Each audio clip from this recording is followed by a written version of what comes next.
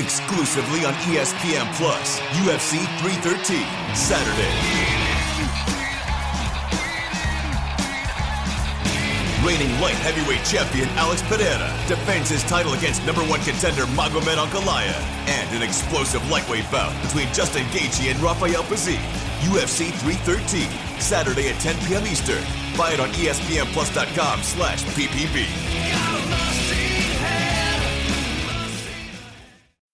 Some people just know they could save hundreds on car insurance by checking Allstate first. Like, to check the Jumbotron first, before attempting to eat a stack of Supreme nachos in one bite. Now you're just a meme that everyone shares on game day. Checking first is smart, so check Allstate first for a quote that could save you hundreds. You're in good hands with Allstate. Savings vary, subject to terms, conditions, and availability. Allstate Fire and Casualty Insurance Company and Affiliates, Northbrook, Illinois. Welcome into 49ers Access. My name is Sterling Bennett, and we have some big news because last night the Los Angeles Chargers released Joey Bosa, and so today we're going to debate if the Niners should take a chance on Joey and pair him with his brother Nick. We're also going to get into some defensive tackle targets the San Francisco 49ers should look at this offseason, and even take a look at Deebo Samuel's final goodbye. All that coming up next right here on 49ers Access.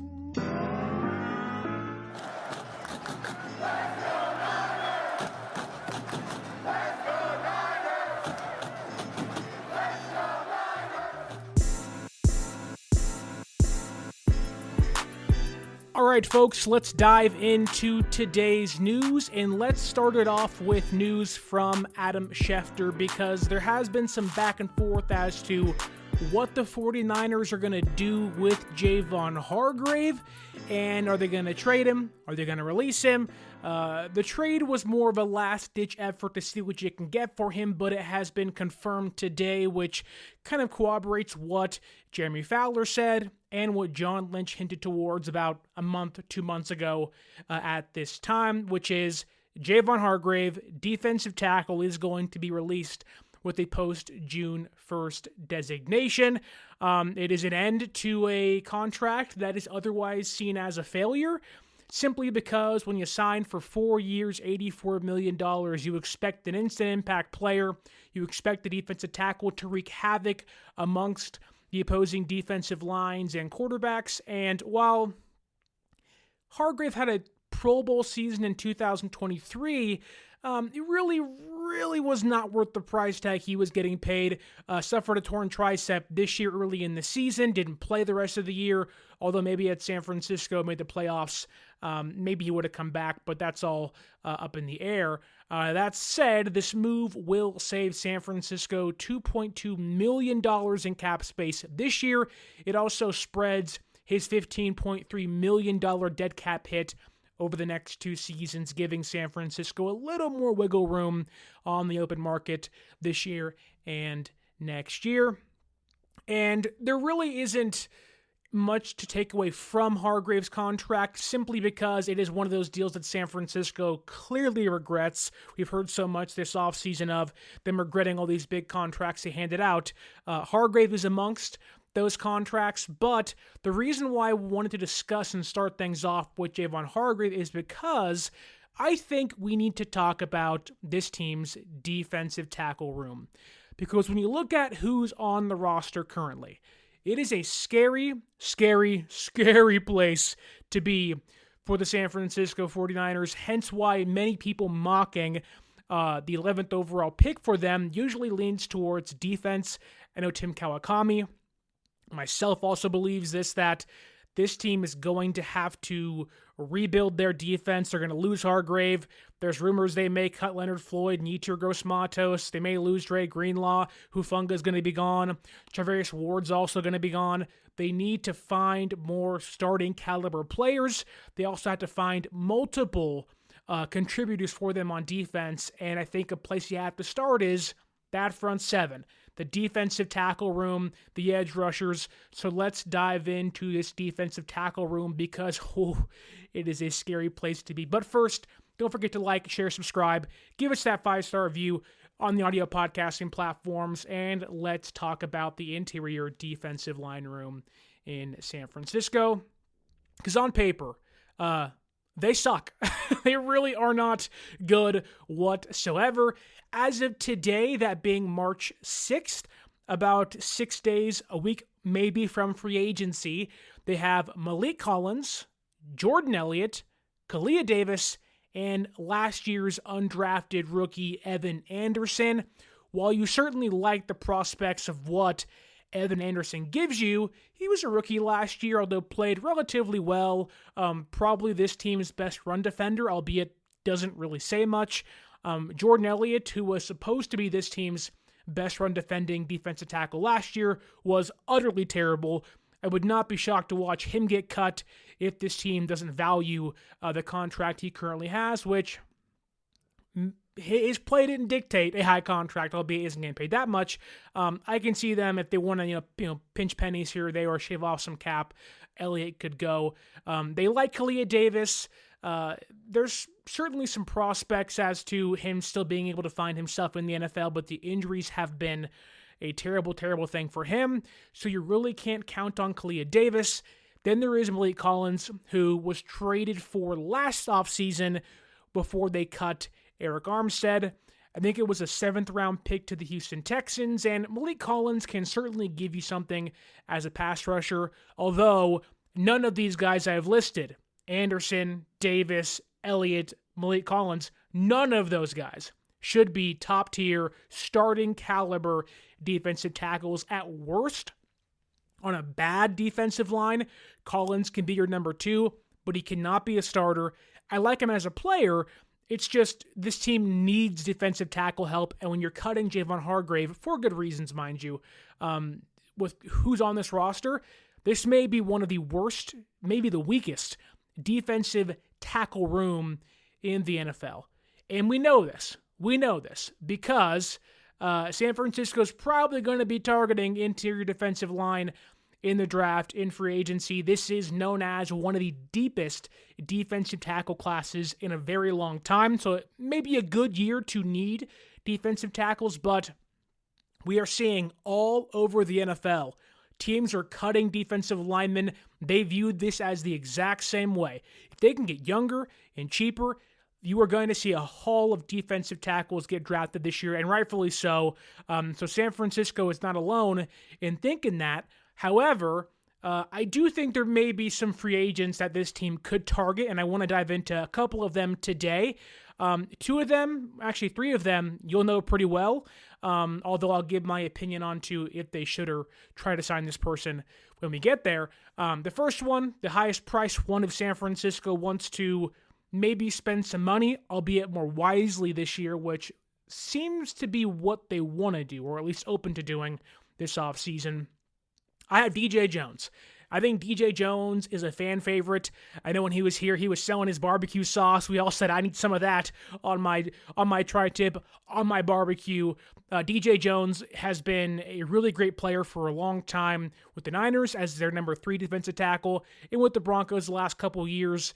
When he left, it sucked. We all loved him as this team's number 3, but he was certainly a luxury to have behind Armstead, and even in previous years, Buckner and Kinlaw and other guys along those lines. However, he had 18 pressures last year, had 2 sacks, which doesn't blow you away. And maybe the price tag's too high. $11.2 million is his current market value. However, San Francisco, the morale seems to be pretty low.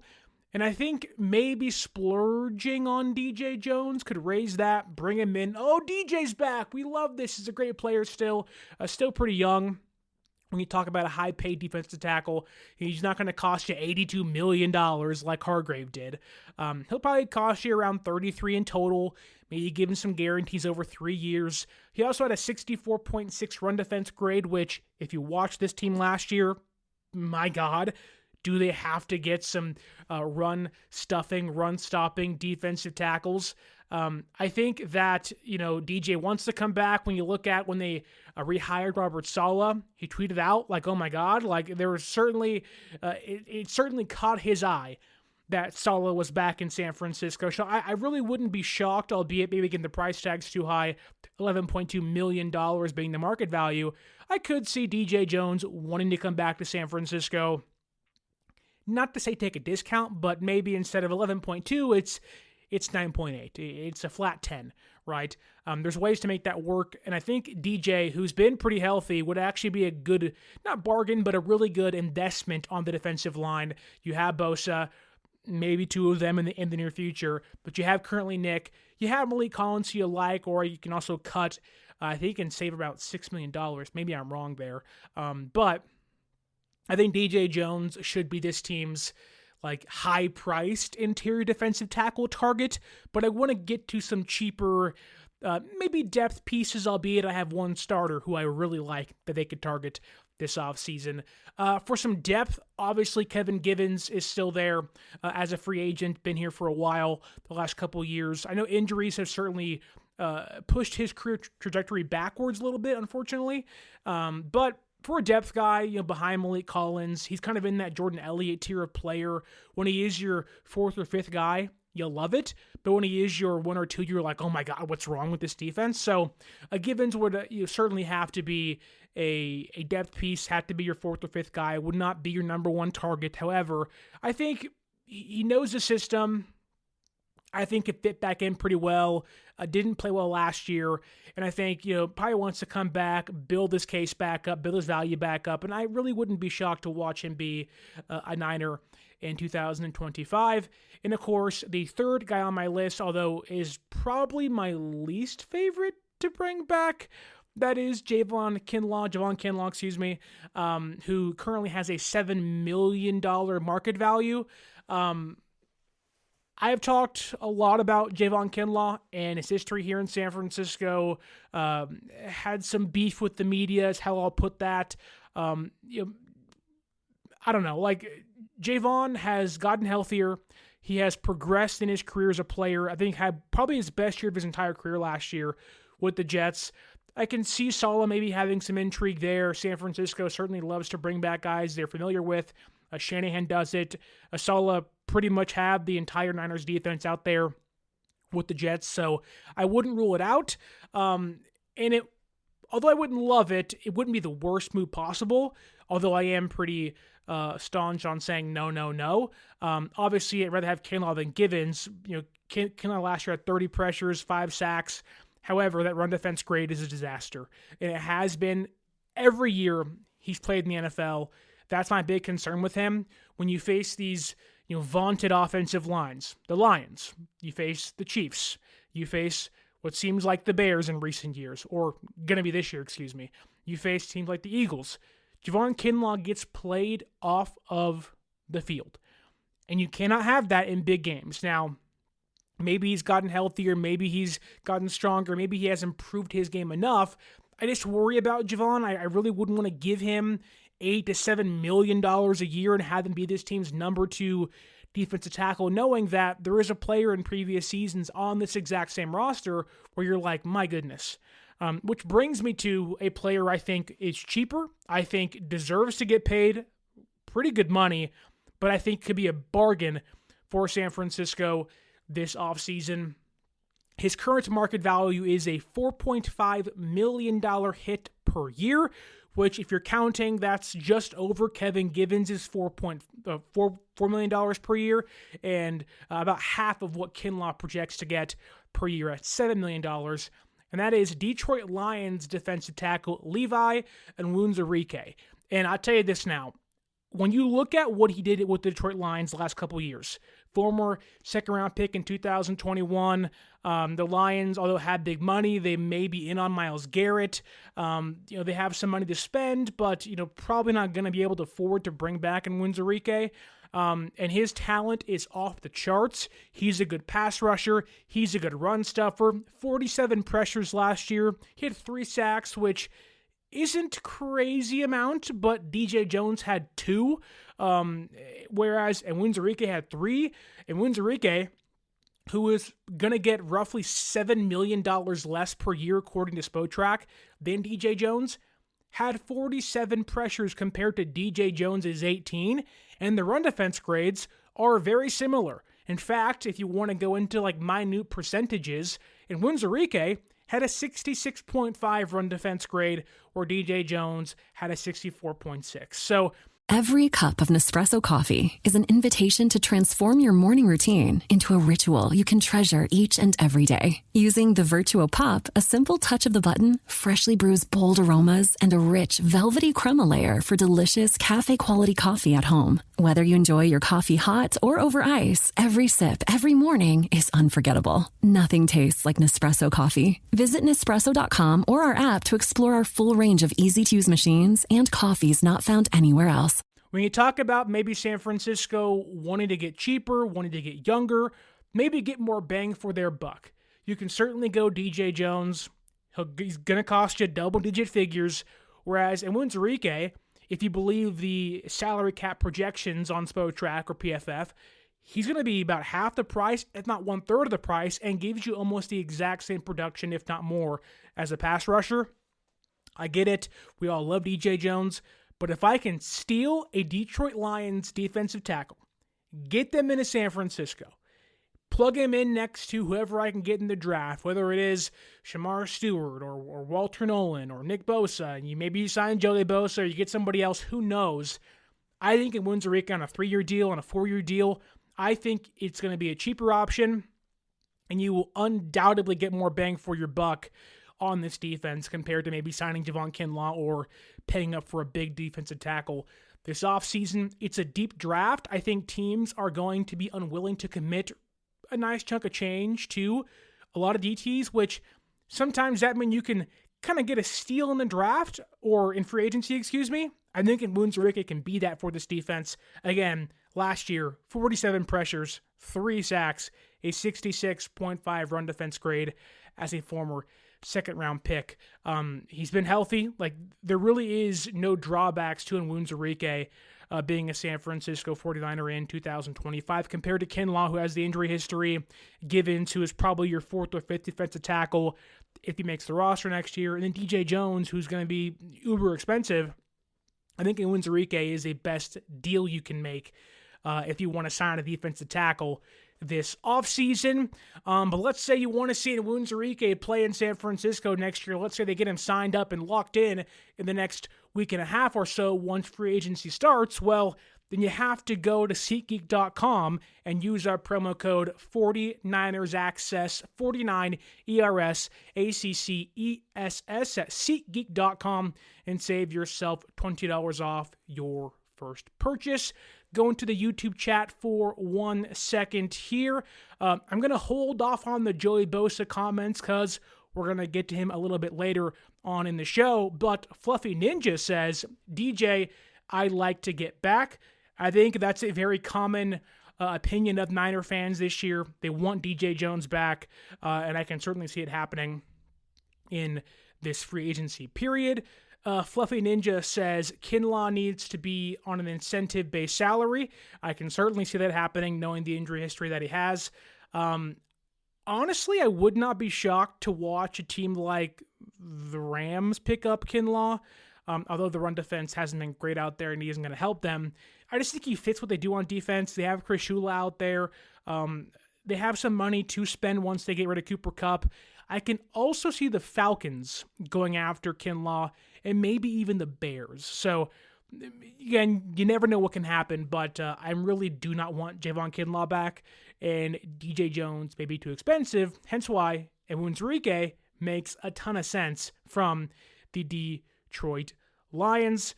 Chris says here on Facebook, first time here. Well, Chris, thank you for joining the show off of Facebook. And he says, but it's Niners all day. Let's go get Joey Bosa. And we'll hold off on the Joey Bosa conversation for 1 second because I do want to have an emotional pause. Because Deebo Samuel gave his final goodbye today to the fan base and the organization. And I'm not going to give you quotes from it, but if you haven't read it yet, it is on Twitter, on X, on Facebook, from the Players Tribune, and it really does paint a picture of Deebo Samuel being overly appreciative of the organization, of the fan base, of Kyle and John. I know last year was a pretty piss-poor year for a lot of people on and off the field, certainly, for this team, and Deebo Samuel was not without his faults and his downward of play this past year dropped a really catchable touchdown pass against the Rams, didn't look like himself, and despite maybe the fan base turning on Deebo late in the year, you can tell it's all love from John, from Kyle. He talked about John York and Jed York, the front office guys, Parag Marate. This is not a I'm bitter. This is not a I'm tired of being here. This is simply I'm going to have one of the hardest conversations ever with Kyle Shanahan, which is exactly what he says in his goodbye letter to the fan base and the organization. And so for Deebo, this was an ultimate goodbye for him. I think it paints a great picture as to who he is as a person. Very thankful. It tells a pretty funny story as to growing up in South Carolina, coming to California during his first year in San Francisco, being like, I have to pay for grocery bags at Target. Like, what the heck's going on? Him calling his stepmom being like, Mom, like, what's going on out here?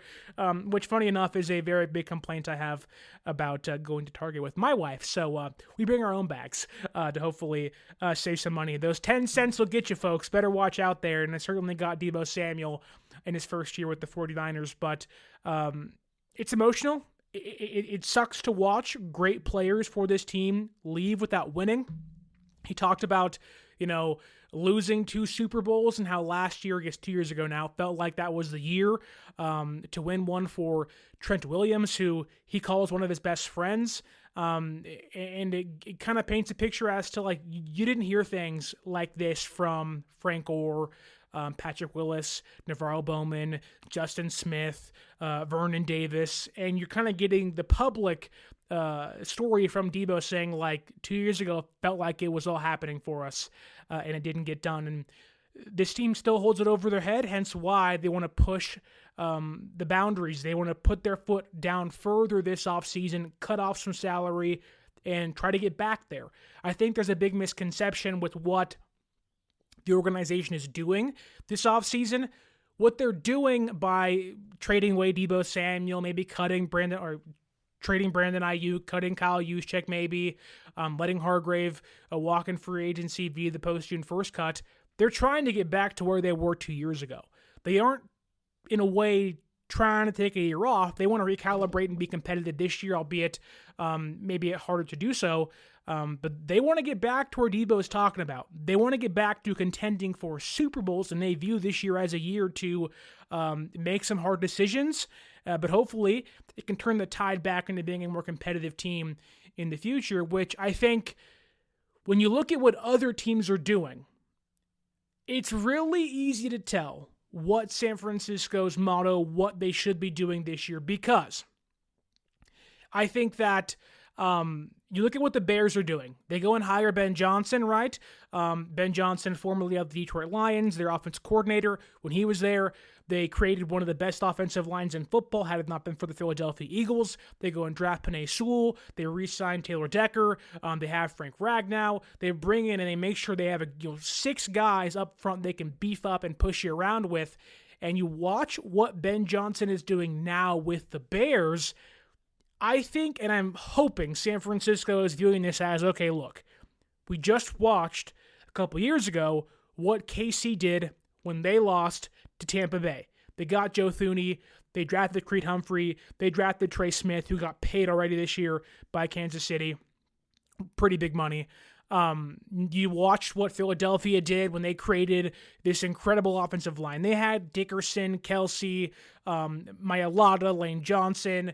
Now you have the Bears and the Lions. The Lions, a couple years ago, already mentioned who they got and brought in there in the couple drafts and free agencies they had. But now the Bears are doing the exact same thing, right? They trade for Joe Thuney from the Chiefs. They go and trade for, I'm forgetting his name, the Rams offensive guard. And then they go and they're trying to sign Drew Dalman this offseason. They want to bring in 3 interior offensive linemen to reshape their roster. And I'll tell you this, Ben Johnson is trying to emulate the success he had in Detroit. He's already addressed the offensive line twice. He wants to do it again and get the number 1 center on the open market on this offensive line, protect Caleb Williams, and hopefully remake that rushing offense out there in Chicago. They have Rome Odunze, they have DJ Moore, they have Cole Kmet, they have their quarterback in place. On offense, fix the offensive line, and get a running back, and you're all set. And I think when you look at what they're doing out there, you fix the interior offensive line. It's something San Francisco desperately needs to do.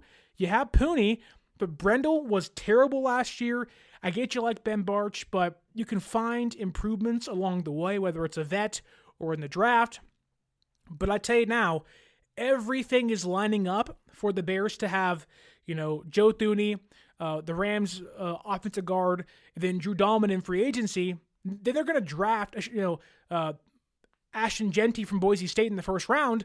They're going to have a ready-to-go offense come day one for Caleb Williams in year two, with Ben Johnson as the OC calling plays. Not to say on paper they're going to be this incredible team. They have to play against the Vikings, the Packers, and the Lions, but the Bears are doing everything San Francisco should be trying to do. If you want to cut the fat off your roster, then bulk up the interior of your offensive line as you pay Brock Purdy. Bulk up your trenches. The Bears are being hyper-aggressive, trying to make moves, and I get it. Brock Purdy's going to get paid this offseason, and they don't have the luxury of that rookie quarterback on that very cheap deal. However, if you're going to cut in other areas, spend on the offensive line, protect your assets, protect your quarterback, and hopefully help Christian McCaffrey. Like, the offensive line isn't just there to protect Brock Purdy. It also helps Christian McCaffrey not take hits. It helps Jordan Mason if he's here next year. Isaac Guerendo. It helps everything for you. Helps George Kittle. And so I'm looking at Chicago like, hey, San Francisco, answer the phone. You do this. Like, they're being aggressive.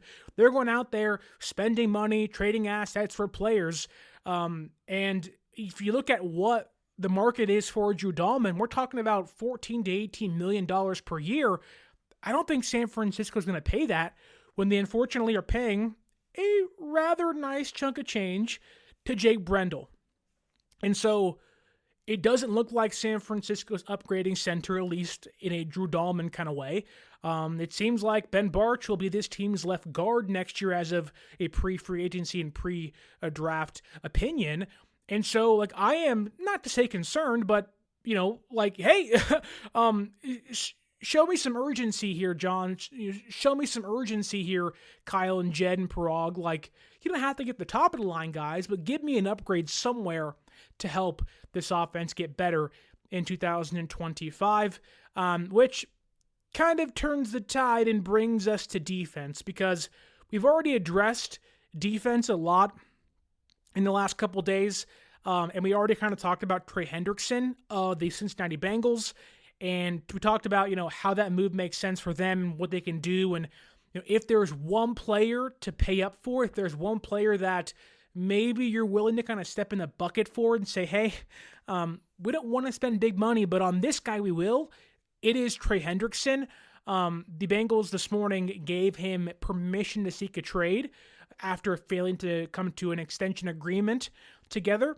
And I think Trey Hendrickson, although has done it so quietly, has been probably the most consistent, at least defensive edge rusher in football the last couple years. Since 2021, he has 57 sacks. That ranks third in football. He has the most sacks in football since 2023, the last two seasons. Since 2021, he has 299 pressures. That's fifth in football. He's a 17.4% pressure rate. That's second in football. And a 92.2 pass rush grade. That is fifth in football. Again, small conversation here, but I do think that while I believe teams like the Commanders, the Falcons, the Lions will certainly maybe have their grips on a Hendrickson trade package more than San Francisco will, I wouldn't be shocked to hear San Francisco somewhat involved there. I think if you're willing to pay big money for a player this offseason, Hendrickson is the guy. Great player, durable, doesn't miss time. I think I just won my taxes. Yeah? I just switched to H&R Block in about 1 minute. All I had to do was drag and drop last year's return into H&R Block, and bam, my information is automatically there. So I don't have to go digging around for all my old papers to switch? Nope. Sounds like we just leveled up our tax game. Switching to H&R Block is easy. Just drag and drop your last return. It's better with Block. The only drawback is you're going to have to trade probably a day 2 pick for him, then also pay him big money. So there's certainly pros and cons, but again, if you are not wanting to punt on the year and are willing to cut in other areas to spend on maybe an edge rusher, Hendrickson could be the big fish, although again, unlikely when you have the Commanders being aggressive, the Falcons being aggressive, and maybe the Lions also being aggressive. But I would really, really, really love the idea of Trey Hendrickson in San Francisco. But look, I tell you that, right now, I am glued in on free agency. I'm diving into draft tape every single day, scouting players. Mock drafts will start in April because that's the month of the NFL draft.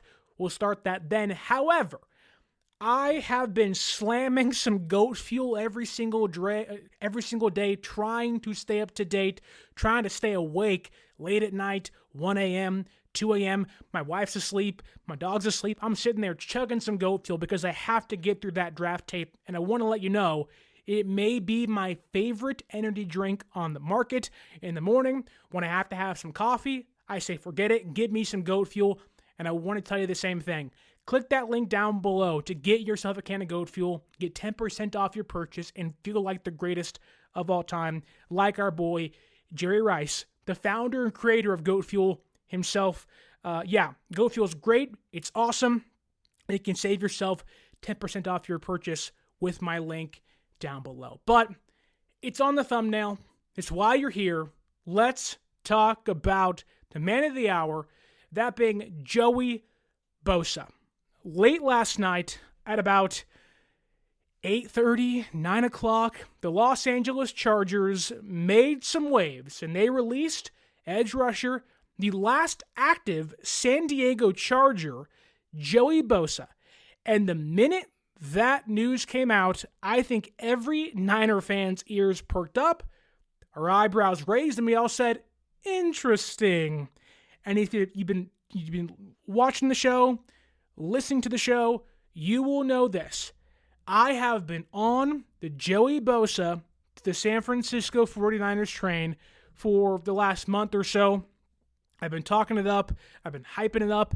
It is the one big name move I've been saying. This feels like a guarantee it's going to happen.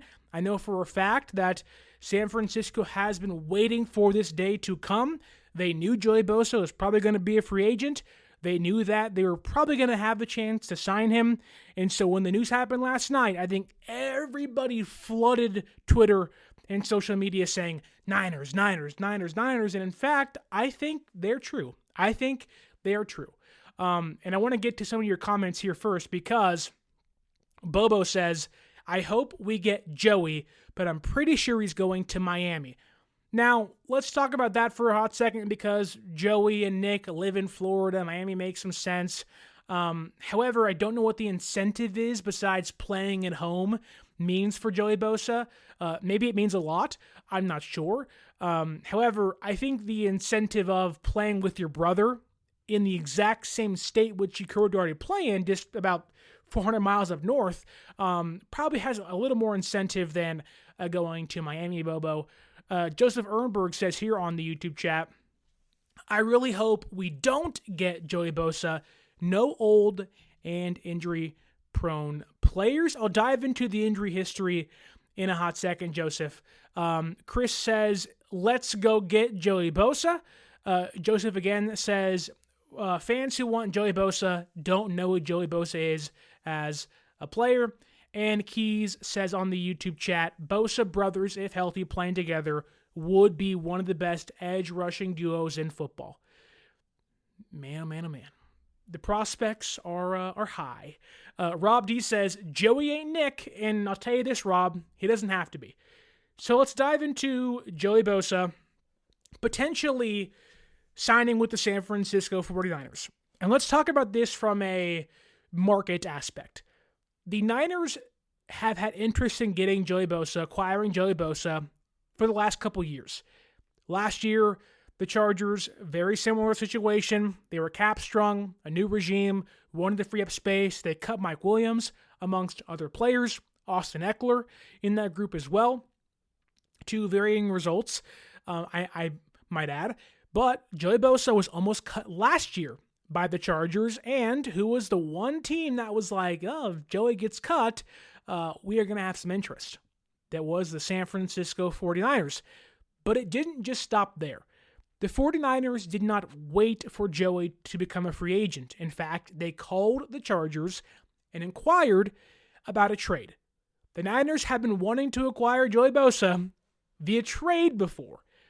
So when you see Joey Bosa gets cut and you can sign him to a deal on your own parameters, you can tell the interest skyrockets for a player like Joey Bosa when it comes to San Francisco 49ers and maybe pairing him with his brother Nick. That said, Cheryl Bosa, the Bosa brothers' mother, on Instagram, has been advocating for Joey to join San Francisco also since last offseason, and including yesterday, posted a video on Instagram that basically said, breaking news, Joey's a free agent, and had a mural of pictures with Nick alongside him, telling the entire world, I want my sons to play together.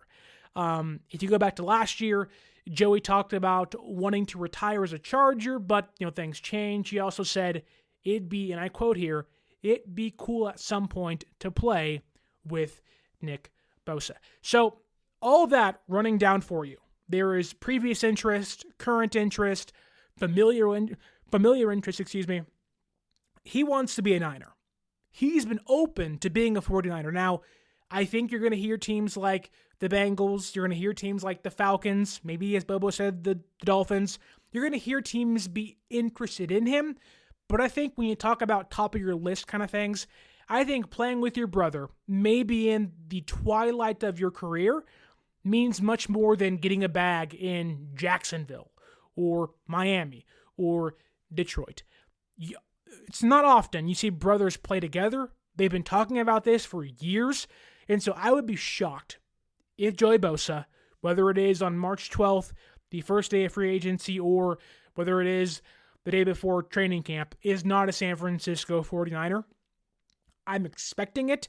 I'm banking on it. San Francisco needs the edge rushing help. And when you talk about cutting Leonard Floyd maybe, or cutting Yetur Gross-Matos, losing at this point in time your number 2 and maybe number 3 edge rusher, well, the need becomes more evident as the days transpire. But like some of you already said here, there are massive, massive concerns when it comes to maybe signing Joey Bosa. Since 2021, he's only played 44 games.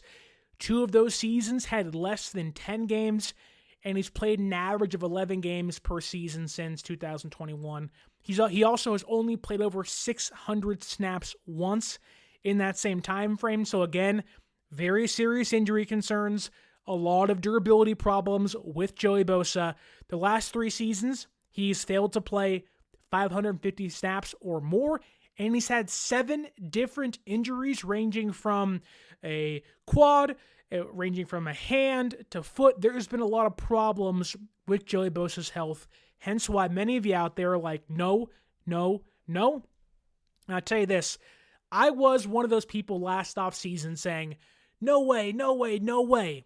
Then I dove into how the roster was constructed, would it make sense, and I came away last offseason saying, wait a minute, this could actually work.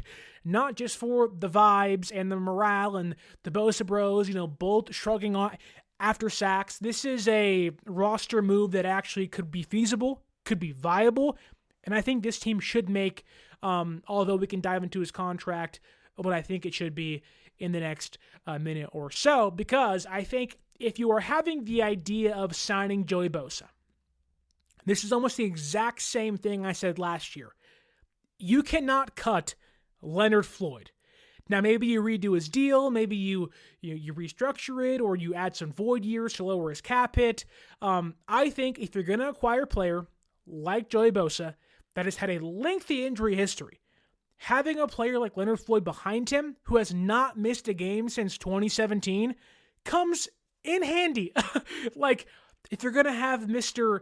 I can only play 500 snaps and 11 games per year, you have to have Mr. Durability behind him that has never missed a game in almost a decade in the NFL in Leonard Floyd. I think if you are thinking of signing Joey Bosa, you're keeping Floyd there, and you can also draft an edge rusher as well.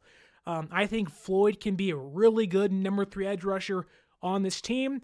When you have Nick Bosa, you have Joey Bosa, and then you mix in Gross Matos or a rookie and then Floyd, you start to kind of get the full picture here of, okay, we have high-end potential, but you also have the protection in case Nick or Joey go down with Floyd. Maybe it's a first-round pick or a second-round pick edge rusher. Nick Gordon makes sense. Maybe it's James Pierce Jr. from Tennessee. Who knows? This team can certainly... They have 11 draft picks, right? Like, this doesn't have to just be... I think you're on mute. Workday starting to sound the same? I think you're on mute. Find something that sounds better for your career on LinkedIn.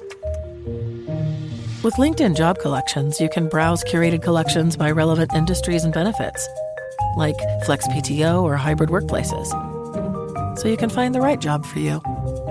Get started at linkedin.com/jobs. Finding where you fit. LinkedIn knows how. Joey Bosa, Nick Bosa, Gross Matos, Floyd, an injured Drake Jackson who's probably not going to play this year, and Beal Jr.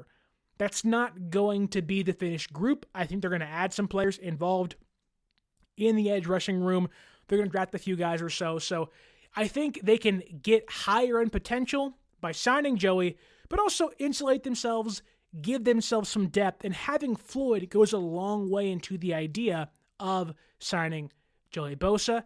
That said, if they want to sign Joey, you have to make it a heavily incentive-based deal.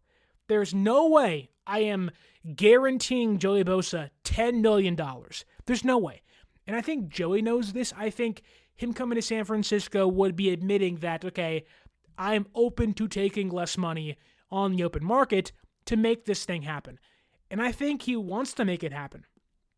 Again, that's why I said in the first part of this segment, there's been interest for years on both party sides.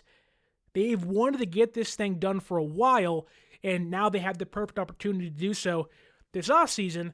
But I'm not giving him, I think he'll get a contract that will be worth up to about $12 million a year.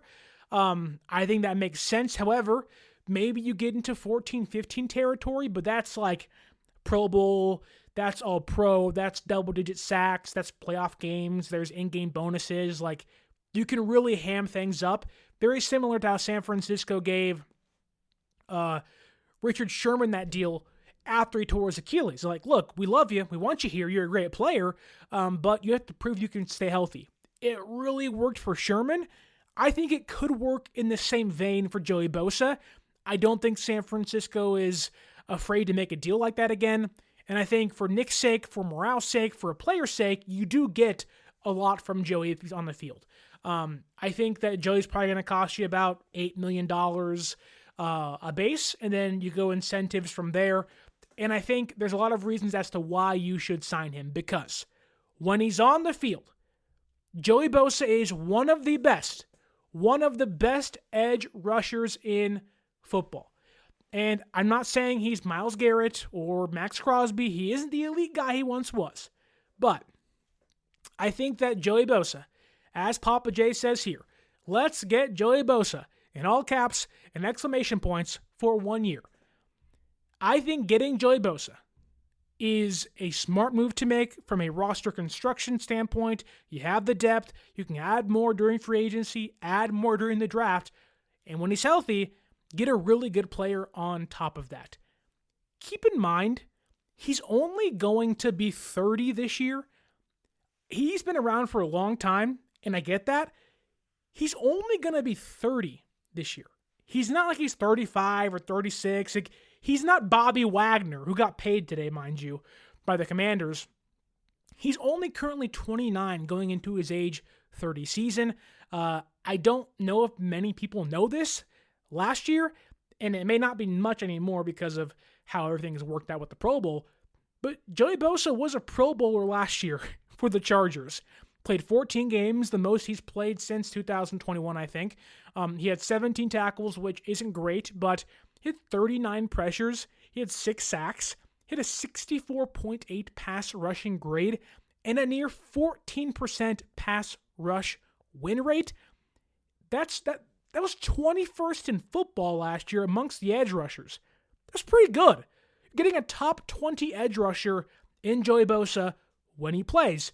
And you can protect yourself for the times when he doesn't play by having Leonard Floyd and Gross Matos and drafting a couple guys and also giving him that incentive-based deal rather than guaranteeing him a really big contract, which I don't think any team will do this offseason.